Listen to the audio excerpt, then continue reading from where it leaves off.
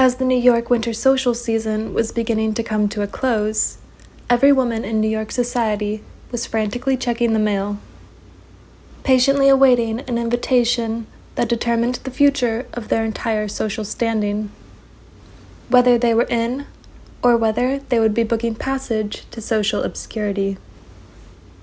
The time had come for the Mrs. Astor's annual ball, and it was of utmost importance that your name was on the list, for it was the event of the winter social season. Mrs. Astor saw to that herself. Renowned for her impeccable taste and social finesse, Mrs. Astor meticulously planned every detail, ensuring the event was the epitome of refined elegance. Starting with who would receive an invitation. Mrs. Astor would carefully scan the social register, winding down potential invitees. Central to the success of Mrs. Astor's balls was the prestigiously curated guest list. As the arbiter of New York society, she wielded immense influence in determining who was granted access to these exclusive gatherings. In 1892, Ward McAllister provided the New York Times with her party list, a roster of the people whom form what is known as the 400. He referred to it as the authorized, reliable, and don't you know, the only correct list. In no time, making this list and receiving a coveted invitation to an Astor ball became a pathway to citizenship of the ultra-smart set. If your name was left off the invitation list, your fate was sealed. Women outside Mrs. Astor's sacred circle would go to any lengths to acquire an invitation, pleading through a third party, trying to persuade Ward McAllister, and of course giving dinners, musicals, and dances themselves, which were duly written up in the social columns of the day. Others, to avoid the embarrassment of not being asked, would get their doctors to prescribe a trip to the mountains for their health's sake, or go to even greater lengths of leaving the country. Once the guest list was finalized, each handwritten invitation would be sent out. The invitations to Mrs. Astor's balls were works of art themselves, elaborately designed and often featuring intricate calligraphy. They set the tone for the extravagance that awaited the fortunate recipients. These coveted slips of cardboard began with, "Mrs. Astor requests the pleasure." But the pleasure was certainly all the recipients. On precisely the third Monday in January, as the clock struck 11, the final curtain closed at the opera. Carriages began to clutter the streets in front of Mrs. Astor's Fifth Avenue mansion. The night was only just beginning.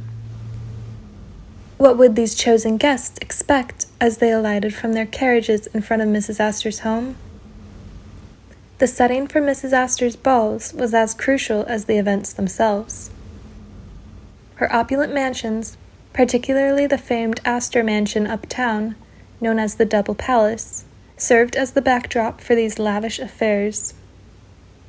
On that night, the huge mansion would be magnificently lit and overflowing with flowers. Through a wide hall, guests proceeded to the first of 3 connected drawing rooms, where their hostess received them, standing before her freshly commissioned life-size portrait. As she greeted her invitees, Mrs. Astor glittered in her Gilded Age finery, purchased during her annual trip to Paris.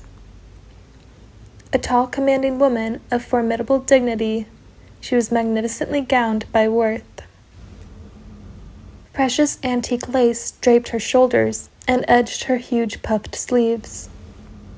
Her pointed bodice and long train were of rich dark velvet. Her skirt was of satin, embroidered with pearls and silver and gold. A diamond tiara rested on her pompadour. After greeting Mrs. Astor, guests made their way through the drawing rooms to the mansion's art gallery, which functioned as a ballroom. The grandeur of the ballroom, adorned with crystal chandeliers, gilded decor, and thousands of American beauty roses in ornate vases transported attendees into a world of luxury. Mrs. Astor's ballroom, by the turn of the century, was considered the inner sanctum of high society. Spanning the entire rear of the house and rising 4 stories to the roof, it was one of the most beautiful private ballrooms in America.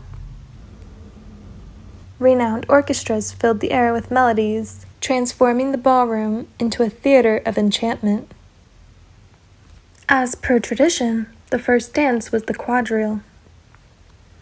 The waltz, polka, and other intricate dances of the time were performed with grace and precision, adding to the splendor of the evening. Mrs. Astor presided over the festivities, sitting in the ballroom on her red velvet divan. It was considered a special honor to be invited to sit next to her. The young ladies of society would wait all evening for an invitation to sit next to Mrs. Astor, and if no invitation was extended, the evening was ruined and tears would be shed. At her parties, there was another lavish and unusual feature, a midnight supper. Unlike other hostesses, who settled for a buffet, Mrs. Astor served an elaborate multi-course sit-down dinner. The dancing would halt, little tables would appear as if by magic, probably via an elevator in her son John Jacob Astor's house next door, as the 2 houses could be interconnected when necessary, and a sumptuous supper would be served on ornate silver by servants in green plush coats and white breeches, their buttons sporting the Latin motto the Astors had bestowed upon themselves, which translated to "always faithful." Supper was catered by Sherry, the restaurateur who operated his French eatery on 5th Avenue and 44th Street, frequented by old money and nouveau-rich New Yorkers. The custom-designed menus featured several dishes, including terrapin, canard canvasback, foie gras, bonbons, and pommes surprises. After dining, some guests took their leave, and the rest continued dancing until 3:30 a.m., when a more traditional early morning supper commenced. Its keynote was lavishness and ceremony. Reportedly, you did not go to enjoy yourself, but to be seen there. The attendants were there on business. Mrs. Astor's parties were a glorified marriage mart for the wealthiest members of society. You'd attend if you were looking to settle down with an elite other half, or find a match for your offspring, and expand your fortune and influence. Mrs. Astor herself used the event to select potential husbands for her daughters. As the Gilded Age became more and more elaborate, so too did Mrs. Astor's annual ball. They were often themed, ranging from masquerade balls to historical recreations. Entry was initially limited to the 400, but as society progressed, so did the guest list. Members of the Vanderbilt, Rockefeller, and Morgan families were received. Over the years, the number of attendants for each ball varied. 600 guests were welcomed in 1896, while about 300 were in 1899.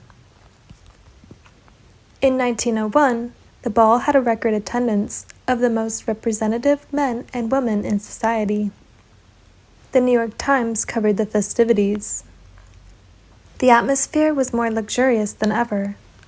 It was fully midnight before the last guest had arrived. The entrance of the house was banked on either side by boxwood trees and masses of southern smilax, in which were placed crimson poinsettias. Mrs. Astor received alone in the drawing room, which was decorated with mauve orchids in golden vases to the left of the main hall. She wore a superb gown of black velvet, pailleted in silver, and all her famous diamonds. At her ball on January 8, 1905, Mrs. Astor's doors were open to receive 800 guests. An awe-inspiring presence, their hostess wore purple velvet, trimmed with sable and bedecked in diamonds. The crowning jewel being a huge diamond brooch rumored to have once belonged to Marie Antoinette. The brooch was the French queen's famous stomacher, a piece of jewelry pinned to the bodice of a dress. In the words of one of her contemporaries, Mrs. Astor looked like a walking chandelier. Going out in style, this ball would be her last. Mrs. Astor's balls were legendary and left an indelible mark on the history of American society. Her influence was the reason many historic mansions across the United States were built with ballrooms. Her annual balls stand as timeless symbols of Gilded Age opulence and refinement. No other party had ever or would ever compare.